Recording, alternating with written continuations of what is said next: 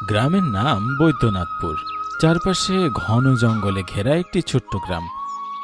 গ্রামে বেশি লোকজন নেই বললেই চলে। একটু দূরে দূরে কাঁচা পাকা বাড়ি। গ্রামের উত্তরের দিকটায় বেশ ঘন জঙ্গল। সচরাচর সেখানে কেউ যায় না, তবে বলা হয়, গ্রামের লোকজনকে বলতে শোনা যায়, এই জঙ্গলে কিছু রহস্য লুকিয়ে আছে। প্রতি বছর ফাল্গুন মাসে এই গ্রামের বটগাছতলায় বিশাল এক ভোজনের ব্যবস্থা করা হয়। এই ভোজনে গ্রামের ছোট বড় কেউই বাদ যায় না বললেই চলে। বড় বটগাছটা গ্রামের মধ্যমণি হয়ে আছে, তাই প্রতি বছর এই গাছের নিচেই রাতের বেলা ভোজনের আয়োজন করা হয়। গ্রামের কেউ বড় হাঁড়িতে রান্না করা নিয়ে ব্যস্ত, কেউ আবার বিড়ি হাতে গল্পতে আড্ডায় ব্যস্ত। বেশ জমজমাট আয়োজন পুরো গ্রাম জুড়ে। এমন সময় হালকা মৃদু হাওয়া যেন দোলা দিতে লাগলো, কিন্তু এটা যে প্রবল ঝড়ের রূপ নেবে সেটা কেউ বুঝতে পারল না। হঠাৎ দমকা হাওয়া থেকে প্রবল ঝড় বৃষ্টি শুরু হলো। কেউ পাশের ঘরের চালার নিচে গিয়ে আশ্রয় নিল, কেউ বটগাছটার নিচে গিয়ে নিজেদের আশ্রয় খুঁজল। অন্ধকার ছেয়ে গেছে চারপাশটায়। ঘরের চালার নিচে অংশু আর ওম দাঁড়িয়ে আছে। ঝড় বৃষ্টি থেমে যাওয়ার পর অংশু বলে, এই ওম, এখানে তো বীরেন ছিল আমাদের সাথে, কোথায় গেল রে? ঝড় বৃষ্টির মধ্যে তো খেয়াল করিনি, বীরেন তো এখানেই ছিল। না রে, হয়তো ও দিকটায় গিয়ে দাঁড়িয়েছে। চল গিয়ে দেখি বটগাছের নিচে। তারা সেখান থেকে বটগাছের কাছে গিয়ে দেখে সেখানে শুধু গ্রামের কজন বয়োজ্যেষ্ঠ লোক বিড়ি নিয়ে দাঁড়িয়ে আছে। অবিনাশ, বিধান আর গুনিন কাকা। বৈদ্যনাথপুরের সকল সমস্যার সমাধান করে থাকে গুনিন কাকা। তাদের কারো বয়স 60-এর নিচে হবে না। গুনিন কাকার কথা সবাই মেনে চলে এখানে। ওম আর অংশুকে আশা দেখে গুনিন বলে উঠল, রে, তোরা হন্তদন্ত হয়ে এখানে আসলি যে? আজকের এই ভজন হবে না রে, সবাই বাড়ি গেছে, তোরাও চলে যা। দেখছিস না কেমন উলট পালট হয়ে যাচ্ছে। আমরা এই জন্য এখানে আসিনি কাকা। বীরেন আমাদের সাথে ওই খড়ের চালার ওপাশটাতে ছিল, কিন্তু এখন দেখছি না। কি বলছিস কি? দেখ, ভালো করে দেখ, হয়তো বাড়ি চলে গেছে তোদের কিছু না বলেই। না গো কাকা, অংশী ঠিকই বলছে। এই ঝড় বৃষ্টির মধ্যে আমরা একসাথে ঘরে চালার নিচে গিয়ে দাঁড়িয়েছিলাম, কিন্তু এখন দেখছি না। ছেলে দুটোর কথা শুনে গুনিনের কপালে যেন ভাঁজ পড়ে গেল। অবিনাশ আর বিধানের দিকে তাকিয়ে যেন গুনিন কাকা কিছু বলতে চাইলেন। তার যে কিছু মনে পড়ে গেল তা অবিনাশ আর বিধান স্পষ্ট বুঝতে পেরেছে।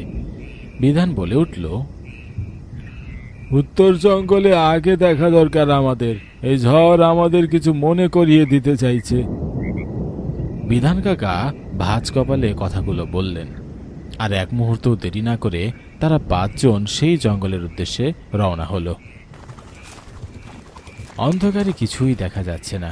মাঝে মাঝে পাখিদের ডানা ঝাপটানোর আওয়াজ আর শিয়ালের ডাক শোনা যাচ্ছে। ঘন জঙ্গলের মাঝ রাস্তায় গুনিন হঠাৎ হোঁচট খেয়ে দাঁড়িয়ে গেল। তার সাথে সবাই দাঁড়িয়ে গেল। গুনিন পায়ের দিকে তাকিয়ে দেখতে পেল একটা মানুষের নিথর দেহ পড়ে আছে। কি রে, এভাবে? এটা কি? আমি যা ভেবেছিলাম তাই। এত বছর পর কি তবে আবার রাতের ভোজন আমাদের কাল রাত্রি হলো? ভয়ে আপন মনে কথাগুলো বলে যাচ্ছিল গুনিন কাকা।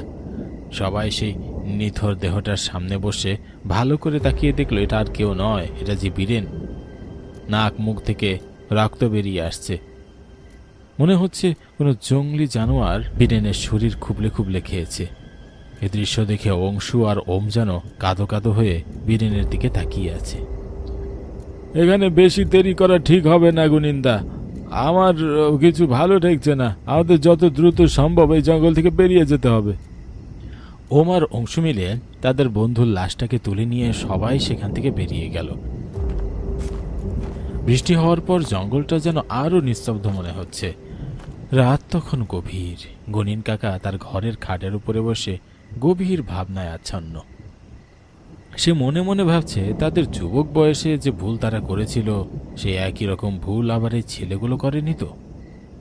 ভাবতেই গুনিনের চোখগুলো বড় হয়ে গেল। এসব চিন্তা করতে করতে সে বিছানায় শুয়ে পড়ল। কিন্তু কিছুতেই ঘুম আসছিল না। এপাশ ওপাশ করতে করতে গুনিন কাকা কখন যেন ঘুমিয়ে পড়ল বুঝতেই পারল না।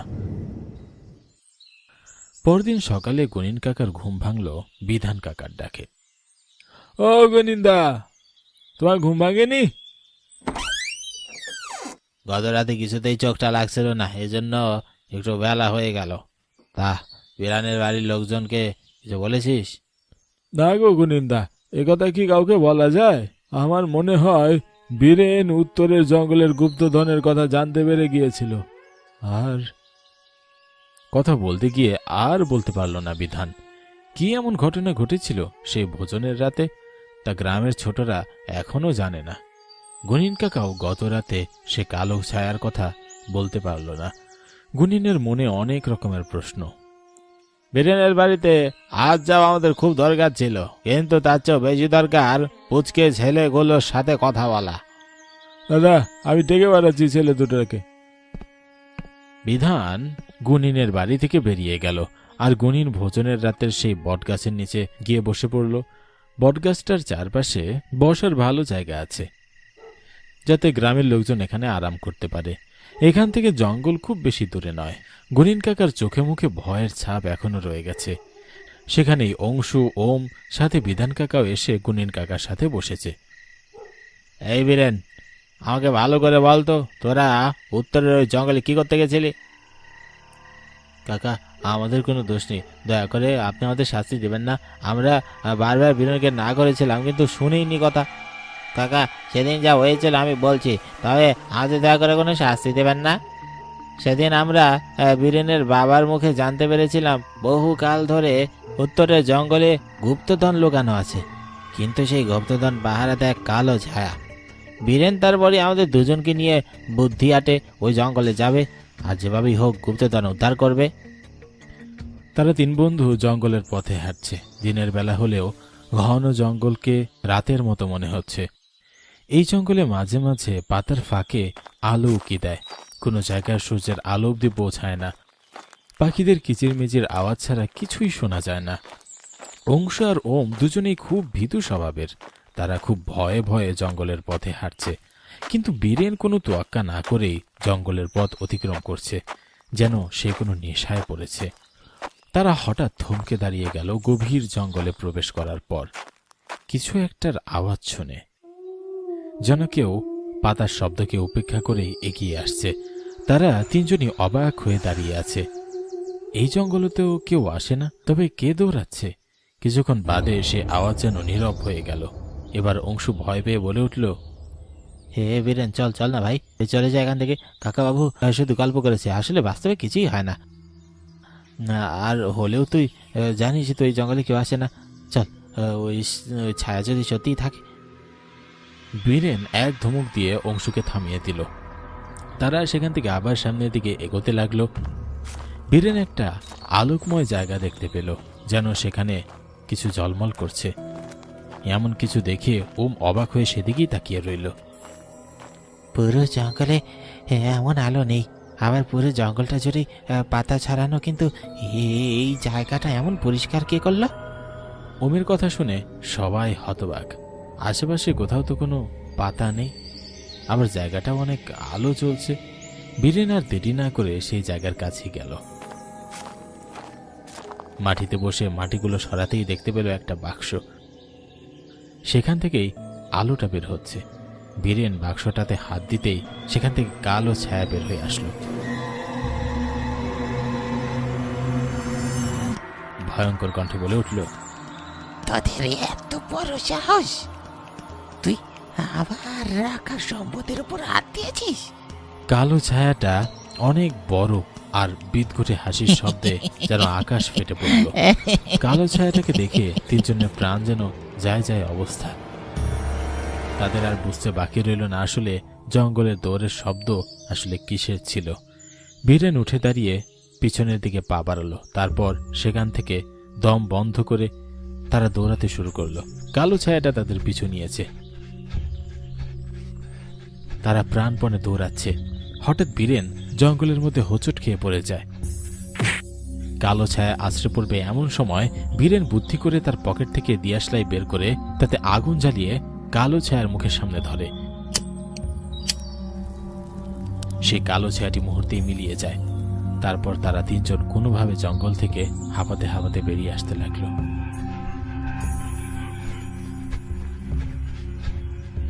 কাকা, তখন বীরেন বেঁচে গিয়েছিল, কিন্তু আমরা বুঝতে পারিনি আসলে ভোজনের রাতেই তাকে এভাবে জীবন দিতে হবে।